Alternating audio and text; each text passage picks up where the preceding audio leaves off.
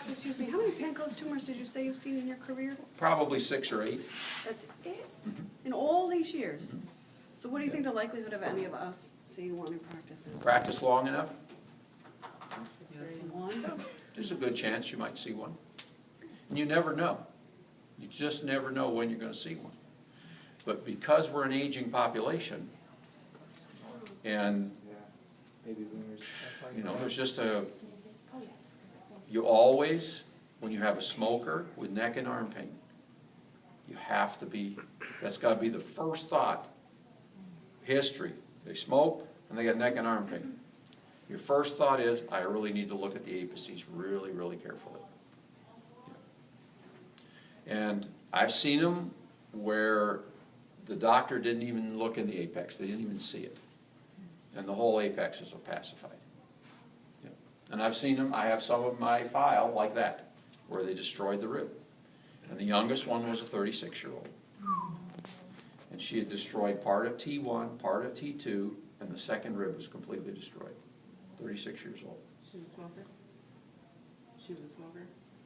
I suspect, but I didn't get that in the history. And she would have had to have started probably fairly young, probably, she might have been 10, 12 when she started. Wow. And she's probably had close to 20 to 25 years of smoking, even at 36.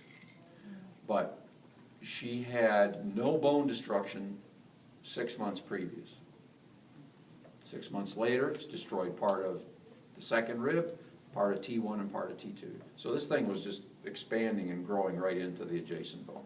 So it was a T4 cancer with direct extension metastasis.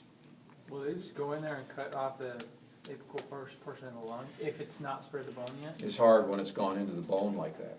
Like But if- 6 months previous, she had no bone destruction. So if they find it like that now, will they just go in and cut it out? Yes, See? remove it. They do a lobectomy and remove it. Now, do we have nodular densities here? Yes. Yes. But not a single nodular density. Multiple. There's multiple nodular densities. And there's whole clusters of them. This is just a cluster of bunches of these. There's several here. You know, it's here, here. This is just a huge big cluster of them. You know, several down here. There's the patient 2 years prior to that. The year doesn't matter. This is, you could change the date, make it 2015, doesn't matter. METS hasn't changed.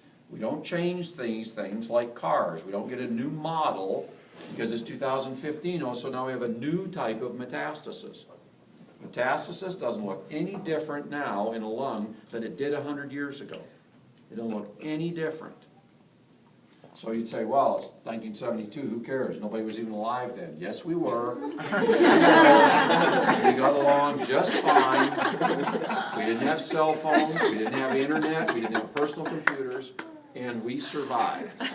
Believe it or not, we did survive. We managed to communicate with each other by telephone. We had rotary telephones. My mom still has hers. Yeah.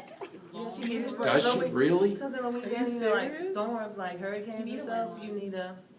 Yeah, my mom still has hers. I thought my parents were the last people on the planet that had a rotary phone. No, she still The has phone it. company finally came to their house and took it and said, we won't support this anymore. Put this phone up, and gave them a push-button phone. They'd still be using a rotary phone if the phone company would have let them. My dad just likes the rotary phone to be sitting there just for looks, so but it's still plugged in, it'll ring. Yeah, I mean, they'll still work. Yeah. It'll still work. The only reason So- my mom got rid of ours is Yeah, because I we survived very nicely back then. But look what it did.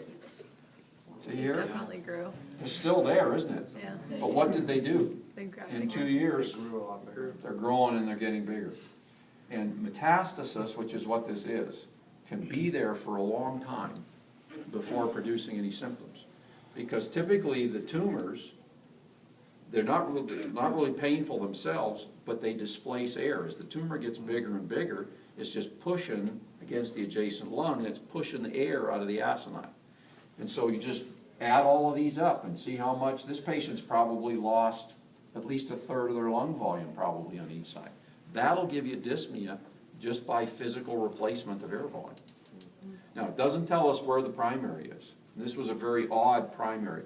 This patient had a salivary gland tumor, which is an odd tumor in here, salivary gland tumor, and then metastasized to the lung. Lung's the #1 spot in human beings for metastatic disease.